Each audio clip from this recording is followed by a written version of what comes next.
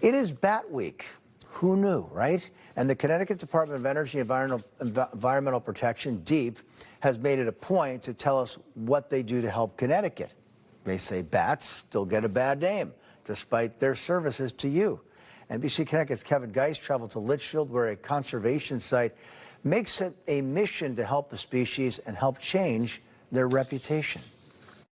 The bats like to hang out in the top portion of the eave during the day. Roosting in the eave of a barn in the Litchfield Hills. Really only a few ounces at the very most. Tiny creatures with a big, sometimes spooky, reputation. They get the bad reputation that they don't deserve because they do us so many more services. The White Memorial Conservation Center in Litchfield, a bat conservation hub. Protecting the struggling critter is part of their mission. We're very fortunate because we still have quite a few bat species on the property. The center has installed live stream cameras and spots for the bats to call home. With help from the public, they research and track their population. Listening and counting, listening and watching. Lots of cameras, lots of acoustic microphones. This barn alone is home to hundreds of bats, but according to experts, just as important as offering them a place to stay is helping them clear their name. Hollywood has done a lot, unfortunately, to give bats a really bad reputation, and this is our opportunity to turn the tables a little bit. Jenny Dixon with DEEP says no, the 9 Connecticut species don't drink blood, and they aren't filthy or parasite-ridden,